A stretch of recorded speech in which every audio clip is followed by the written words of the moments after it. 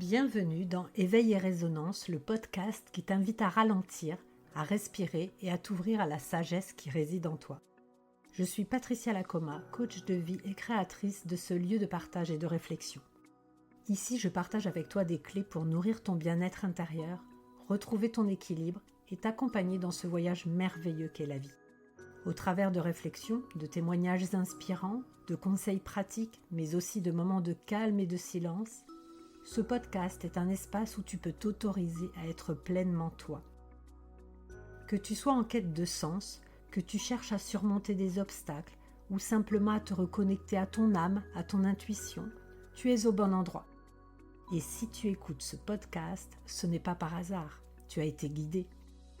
Régulièrement, nous prendrons ensemble quelques minutes pour écouter la résonance profonde de ton être et éveiller la beauté et la puissance qui t'habitent. Alors, trouve un moment pour toi, installe-toi confortablement et laisse-toi guider. Aujourd'hui, je te propose de plonger dans un thème fondamental pour vivre des relations plus saines, plus authentiques et plus alignées, notre manière de communiquer, notre manière de parler. Et pour cela, je m'appuie sur une sagesse ancestrale, celle des accords Toltec de Don Miguel Ruiz. Et plus particulièrement, sur le premier accord Toltec, que ta parole soit impeccable. Dans un monde où tout va vite, où les mots sont parfois lancés sans conscience, je t'invite à redécouvrir le pouvoir sacré de la parole. Une parole qui soigne, qui relie, qui éclaire. Reste bien jusqu'à la fin de l'épisode, je te parlerai des ateliers en visio que j'anime chaque semaine pour t'aider à mettre tout cela en pratique dans ton quotidien. Tout d'abord, commençons par le pouvoir de la parole. Le mot impeccable vient du latin impeccabilis, qui signifie sans péché. Autrement dit, une parole qui ne nuit pas, ni à soi, ni aux autres. Chaque mot que nous prononçons porte une vibration, une intention, une énergie. Donc si tu utilises des mots positifs, tu émettras des vibrations positives. Et bien évidemment, si tu utilises des mots négatifs, tu émettras des vibrations négatives. Quand je dis par exemple « je suis nul »,« j'y arriverai pas », ou alors « il est toujours comme ça de toute façon », je crée finalement des réalités et je me programme inconsciemment. Et je programme l'autre. Je pose des étiquettes, des murs et des limites. Mais à l'inverse, si ma parole est alignée, vraie, authentique, bienveillante, elle a le pouvoir de libérer.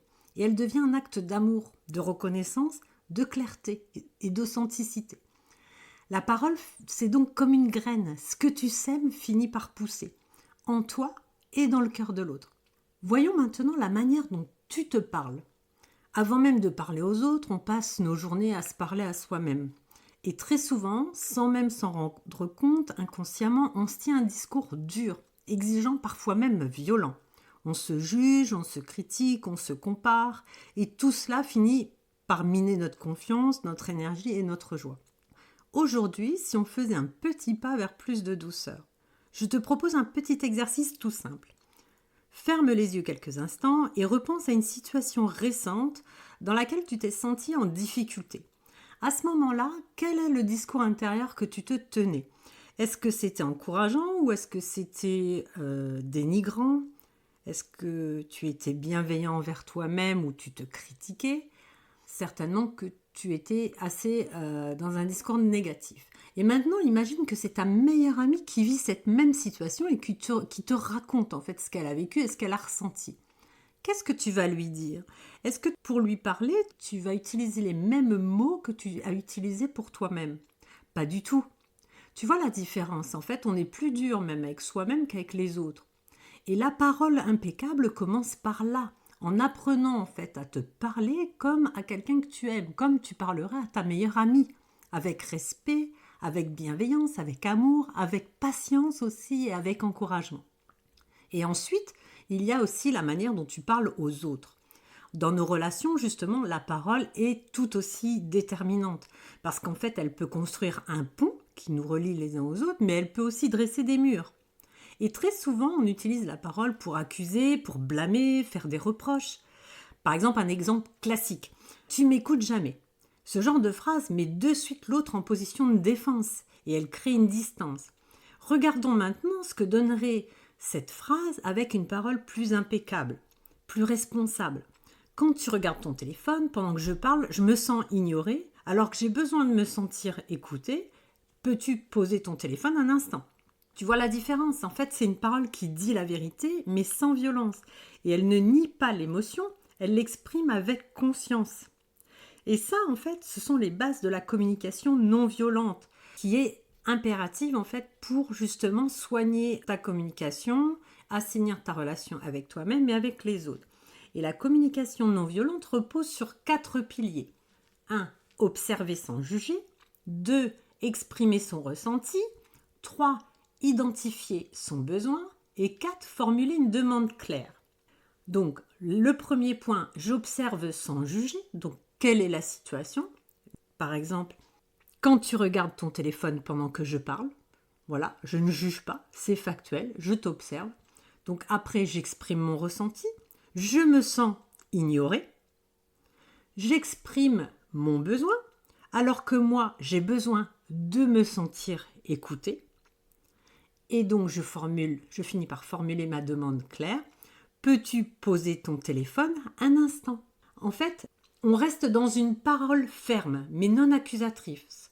On prend en fait la responsabilité de ses émotions au lieu de les projeter sur l'autre, parce que c'est ça notre erreur, souvent. On projette en fait nos émotions sur l'autre. On se déresponsabilise quelque part, alors que c'est nous qui sommes responsables de ce qu'on ressent. Donc là, on assume totalement. Et ça, de suite, ça enlève toute violence dans l'échange.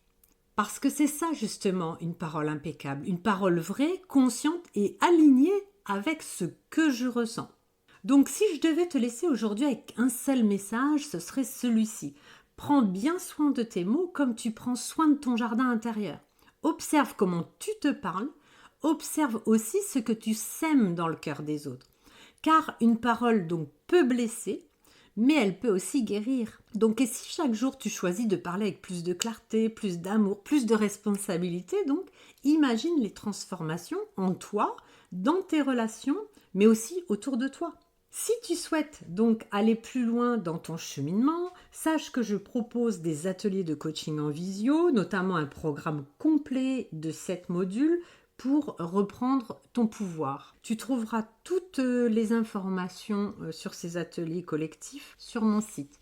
Je te remercie du fond du cœur pour ton écoute et surtout n'oublie pas, s'éveiller à soi, c'est réapprendre à écouter la voix de son cœur, celle qui résonne au-delà des peurs pour mieux aimer, mieux vivre, mieux être. Merci d'avoir pris ce moment pour toi, avec moi. J'espère que cet épisode t'a permis de te recentrer et de te rappeler que tu as en toi tout ce dont tu as besoin pour avancer à ton rythme. Si cet épisode t'a inspiré, je t'invite à t'abonner au podcast, à laisser un commentaire ou à le partager avec une amie qui en aurait besoin. Ton soutien est précieux et me permet de continuer à diffuser cette énergie de bienveillance et de transformation. Tu peux aussi me retrouver sur les réseaux sociaux pour échanger, poser tes questions ou partager ton ressenti. Et souviens-toi, chaque petit pas compte. Prends soin de toi et à très bientôt pour un nouvel épisode d'Éveil et Résonance.